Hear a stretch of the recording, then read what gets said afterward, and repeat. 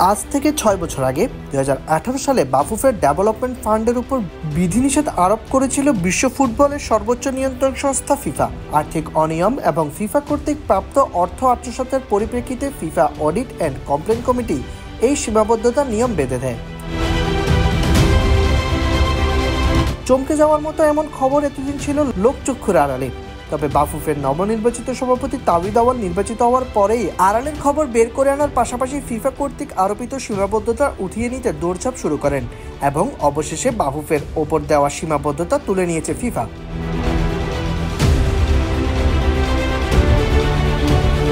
গত অক্টোবরে বাফুফের সভাপতি নির্বাচিত হওয়ার পর তাবিদ আওয়াল ফেডারেশনের অন্য সদস্যদের জানিয়ে দেন কোনো বিধিনিষেধ আরোপ করা ফেডারেশনের সভাপতি হিসেবে দায়িত্ব পালন করবেন না।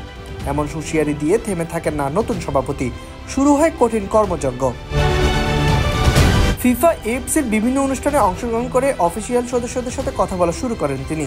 বিধিনিষেধ উঠিয়ে নিতে আলাপচারিতা চালান ফিফা ও এফসির উচ্চসারির ব্যক্তিবর্গদের সাথে। ক্ষমতা গ্রহণের পর একাধিক দেশ ভ্রমণ নিয়ে নেটিজেনদের মাঝে ক্ষোভ দেখা দেয়। তবে তাবিদ আওয়ালের দেশ ভ্রমণের পিছে ছিল যে খাঁটি দেশপ্রেম এবং দেশের সম্মান পুনরুদ্ধারের তাগিদ, তা অবশেষে প্রকাশ পায়।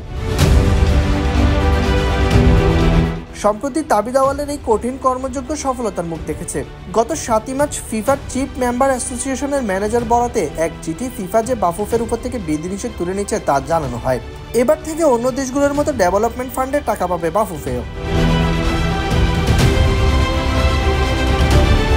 6 বছর আগে বাফুফের উপর আর্থিক সীমাবদ্ধতা আরোপ করা হয়েছিল, তবে তা সহজেই চেপে যান তৎকালীন সব রাঘব বোয়ালরা, যার মধ্যে রয়েছে বাফুফের সাবেক সভাপতি কাজী সালাউদ্দিন, নিষেধাজ্ঞাপ্রাপ্ত সাবেক সাধারণ সম্পাদক আবু নাইম সোহাগ এবং সাবেক সিনিয়র সভাপতি সালাম মুর্শিদির নাম। আর্থিক অনুদানের টাকা অপব্যবহার করার প্রেক্ষিতে বাফুফেকে এই সীমাবদ্ধতার আওতায় নিয়ে আসে ফিফা।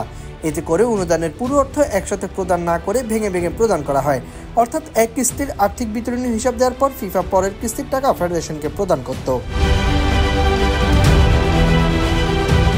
এখানেই থেমে থাকেনি দেশের সম্মানের নিম্নগামী পারদরেখা। বিধিনিষেধের পাশাপাশি অনুদানের টাকা স্বচ্ছতার প্রমাণের লক্ষ্যে একটি আন্তর্জাতিক অডিট ফার্মকে বাফুফেতে নিয়োগ করা হয়। একজন কর্মকর্তা বাফুফেতে নিয়মিত অফিস করতেন এবং অডিট রিপোর্টের সত্যতা যাচাই করে সে কর্মকর্তা নিজেই ফিফাকে জানাতেন। অবশেষে অপমানের গ্লানি কাটিয়ে উঠেছে বাংলাদেশ। তাবিদ আওয়াল, দৌড়ঝাঁপ এবং দেন দরবারের ফলশ্রুতিতে অপমানের জাতাকল থেকে মুক্তি মিলেছে। বাফুফের উপর থেকে বিধিনিষেধ তুলে নিয়েছে ফিফা। বিধিনিষেধ কাটানোর পাশাপাশি ফিফা থেকে ফান্ড পেতেও অগ্রণী ভূমিকা পালন করেছেন তাবিদ আওয়াল। আগে যেসব খাত থেকে বাফুফে কোনো অনুদান পেত না, এখন সেসব ফান্ড থেকে অনুদান পেতেও কাজে হাত দিচ্ছে ফেডারেশন। তার মধ্যে একটি হচ্ছে ম্যাচ সংখ্যা বাড়ানো, বিশেষ করে মহিলা লিগে ম্যাচ বাড়ানোর ক্ষেত্রে নজর দিচ্ছে বাফুফের সভাপতি। নির্দিষ্ট পরিমাণ ম্যাচের সংখ্যা লক্ষ্য পূরণ করতে পারলে ফিফা থেকে মিলবে বড় অঙ্কের অনুদান। এতে করে একদিকে নারী ফুটবলাররা যেমন অভিজ্ঞতা অর্জন করতে পারবে, পাশাপাশি আর্থিকভাবেও সচ্ছল হবে ফেডারেশন।